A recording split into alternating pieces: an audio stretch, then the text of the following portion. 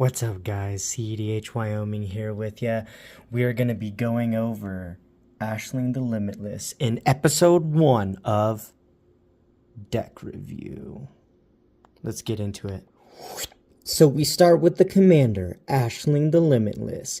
She's a 3 mana 2/3 legendary creature elemental sorcerer. Elemental spells you cast from your hand have evoke 4.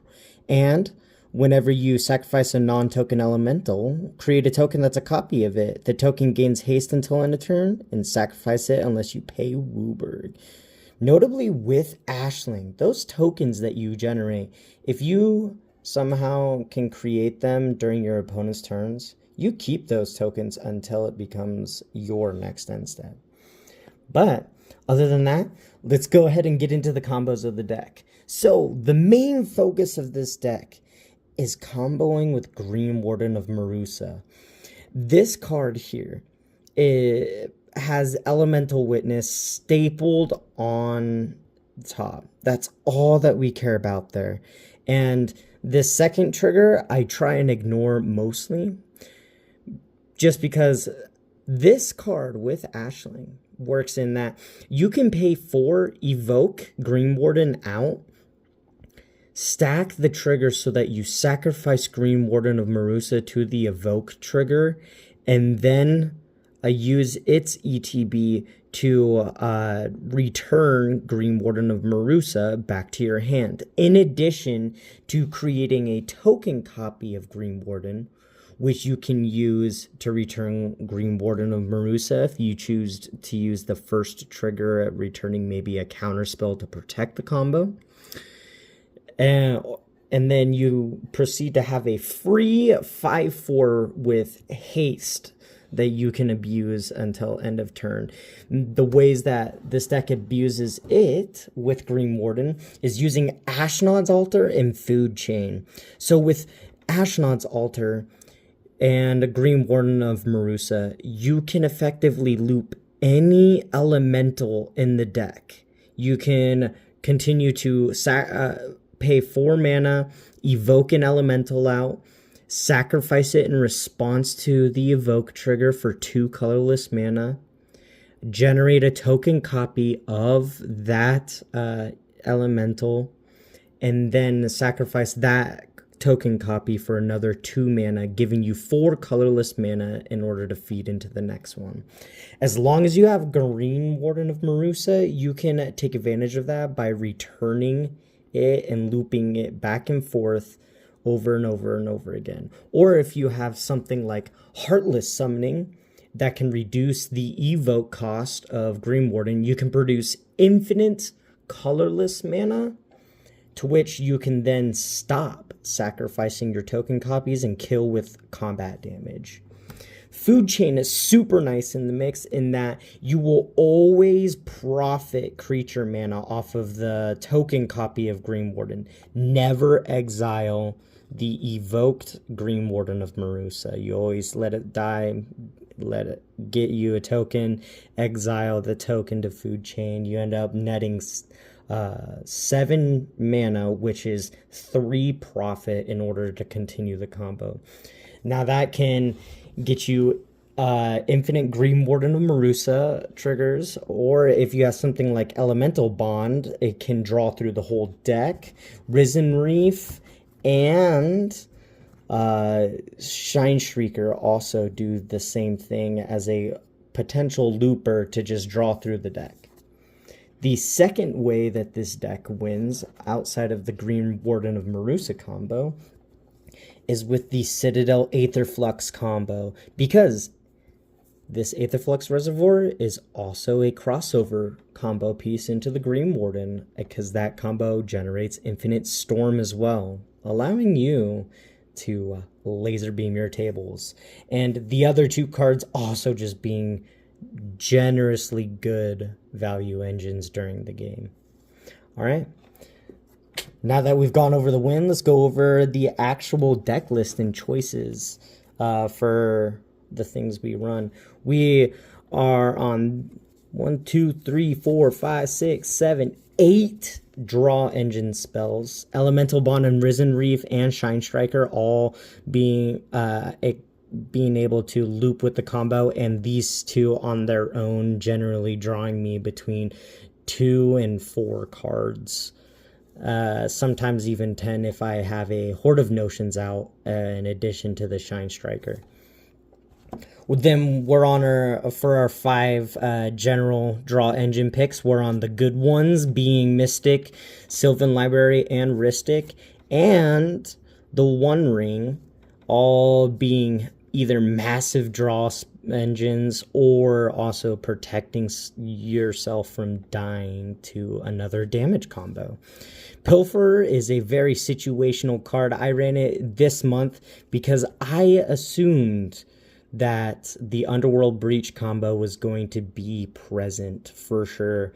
And Pilferer allows you to draw every instance between a food chain or an Underworld Breach combo. So it gives you an extreme amount of advantage to be able to interact. With that, let's get into the tutors of the deck. For the 1 mana tutors, I was on Enlightened Tutor, Vampiric Tutor, and Worldly Tutor. The Enlightened Tutor is just super good at not only finding food chain and Ashnod's Altar, but also being able to find Rhystic Studies, mana vaults, One Rings, just anything I want for that turn 1 value engine. Vampiric Tutor, exact same reason, and Worldly Tutor to increase the consistency on getting that Green Warden of Marusa. Demonic Tutor for the same reasoning in that it's 2 mana. Finale of Devastation as a possible outlet source if things went rough, as well as being able to immediately tutor out Green Warden of Marusa. Then we have Beseech the Mirror, allowing me to sacrifice my Mana Vault or One Ring, or even the tokens that Ashling is giving me in order to get a free CMC 4 or less spell like One Ring or Rhystic Study. And Move Silver Key is another tutor that allows consistency in finding that food chain or Ashnod's Altar. Now let's get into the interaction pieces. We were on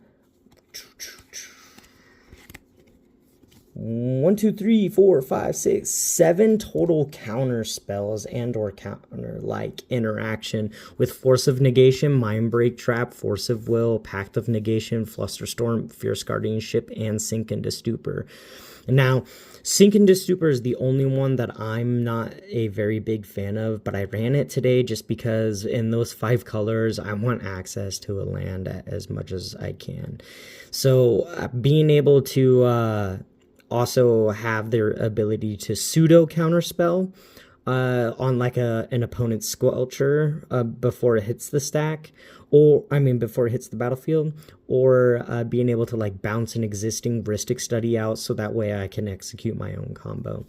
That for that same reasoning, I was running these 3 cards in protection to try and be able to force my combo through any sort of interaction, with Silence, Hexing Squelcher, and Veil of Summer just being the best in my opinion. Now getting into targeted removal, for free, we were on the Endurance Fury, being not only elementals, but having an evoke ability of themselves and a very strong ETB effect from both of them, with Fury having the ability to deal 8 total damage with Ashling out, or Endurance being able to shuffle up to 2 graveyards, either allowing you to put all the previous elementals that are stuck in your graveyard back into the library for more access, or shuffling an opponent's library in response to a breach combo. I was on Force of Vigor and Deadly Rollick being the other 2 sources of targeted free interaction that I enjoyed for the deck. Force of Vigor, I felt like I was running enough green spells that I could generally pitch it to. And a Deadly Rollick, I decided was good enough because most of the time, Ashling wants to be on the battlefield when you're executing a win. Oko was a very strong nullifier for certain commanders, with that +1 having the ability to elk something sorry, really helps deal with stuff like a lion's eye diamond is something that I came into contact with during play.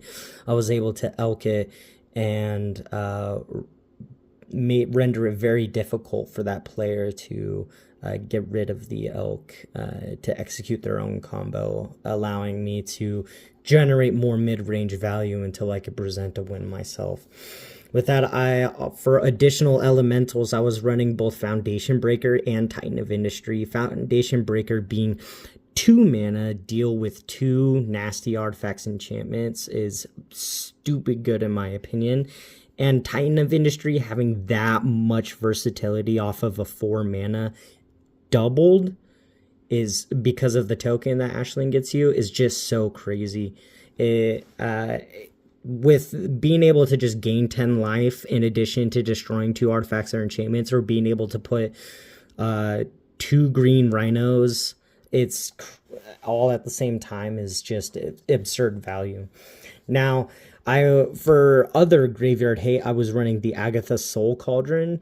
It generally just gave me very specific targeted interaction, and that's why I was running it. Cyclonic Rift as the only pseudo board wipe in the deck. It was meant to be played so that way it can be used as an additional silence effect. Cast it before I execute my combo, or use it as a interaction piece during combat. Swords to Plowshares as just the 1 mana. I didn't want to run Path to Exile because I'd much rather my opponent in cedh gain life than get more mana and get closer to their own win. Speaking of mana, let's get into it. We have the impulse mana here, stuff that I expect to not either generate mana and not stick around long, or yeah. Anyways, so we're on the both the Spirit Guides, Rite of Flame, Jessica's Will. Because of how often we have Ashling out, Jessica's Will is so good. Lotho, Piratic Ritual, Desperate Ritual, Lotus Petal, and Smothering Tithe as one of the really big generation engines in this deck. Now let's get into the hard ramp here. And that's ramp that when I play usually sticks for a while. We're on Felwar Stone, Talisman of Creativity, Talisman of Impulse, Relic of Legends, Chrome Mox, Arcane Signet, Talisman of Conviction, Soul Ring, Mana Vault, Mox Amber, and Springleaf Parade. Now getting into just the general value pieces that I also liked running in the deck. 4 mana, Cascade, plus come in with a token copy of it that lets the rest of your creatures that you get out that turn have haste. Crazy work. Necromancy is really good recursion because most of the time, like with Green Warden of Marusa or with the other elementals that you're evoking, they're going to be, the hard copy of them is going to be in your graveyard. You're more than likely just going to have the token copy out. So Necromancy as a reanimator piece, as well as the optional flash speed to force you to sacrifice it to generate another token. I have instant speed used Necromancy to get Titan of Industry back to deal with an Underworld Breach. It's crazy. Speaking of Underworld Breach, we are running Underworld Breach for the same reason that most of the time elementals are going to our graveyard. And though we can't evoke them from our graveyard, it still allows us to get key pieces back, as well as execute a finisher combo with Food Chain or Ashnod's Altar. We're also on Horde of Notions. This being the 5-color elemental that I chose to run in the deck for both recursion options and being able to make other elementals in the deck profit better from it, like our Shine Striker from earlier, was important enough for me to run it. We're also on Modrotha in the deck. Modrotha really helps with that Lotus Petal and the option of just hard casting a elemental from your graveyard. It's really good at helping you come back from a burnout when you tried to execute a combo and didn't quite get there. And then finally, we are on Roaming Throne and Born Upon the Wind, outside of lands being the final cards to go over in the deck. Roaming Throne, I wanted to talk about because not only does it double whatever trigger you're getting off of evoking your elemental, but it also doubles Ashling creating the token, resulting in 4 of whatever the effect is that you get. That means without the cast trigger, of course, you get Cascade. Roaming Throne is just going to let that be 4 cascades, but then you're going to make 2 Maelstrom Wanderers, allowing you that if you have your cards like Elemental Bond or Risen Reef out, drawing you ridiculous amounts of cards, or using Green Warden to effectively make the deck twice as easy to combo off, allowing you more mana in between the combo to pay for your own interaction or result in a safer executed win. All right, with that, let's get into some test hands to show you how the deck works. All right, so like I said, we're going to get into some test hands here. We're going to go a 1, a 2, and a 3 with the signature cut, and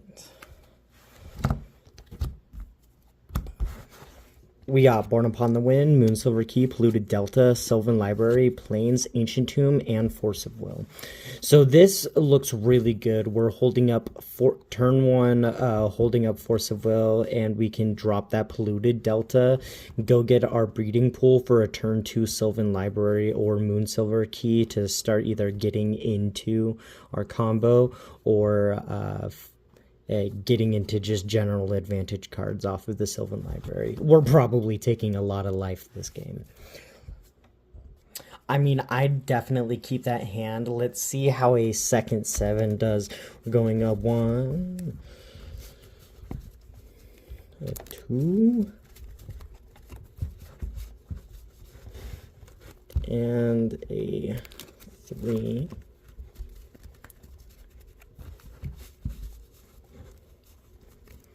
And then our signature 1, 2 cut.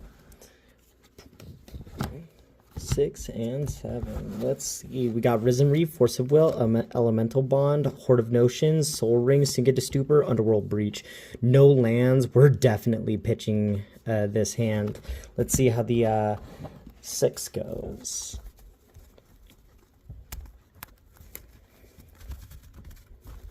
I say so far, I would not have mulliganed this round, but going into it, we're just going to see how some opening hands look. So with that, we're going to cut again here. Boom, boom, boom. On a 6, we got Ashnod's Altar, Talisman of Conviction, Plains, Breeding Pool, Polluted Delta, Opal Palace, and Pilferer. So on a 6, I'd probably keep this hand, pitch the Opal Palace, and then go for a turn 2 Pilferer, depending on what pot I'm going against. If there's some early commanders, I'm definitely getting that Pilferer out for some card advantage, or just going for the Talisman of Conviction to set up a really good turn 3 Ashnod's Altar or Ashling. So with that, we're also going to talk about how we decide to keep hands. I decide based off of the pod that I'm going against and also my seat order. In seat 1, I aim for as much gas as possible because that'll skyrocket me ahead of the other 3 players. If I'm in seat 4, I'm going to look for as much defensible play as possible with the expectation that someone is going to press the turbo button or go ham on turn 2. With that, that's why I like to either keep that turn 1 interaction piece pod dependent against turbo, or mid-rangey piece against more combat interactive decks. With that, thank you guys, and I hope this video lets you play Ashling in your next Commander game. Thank you, and I'll catch you next time.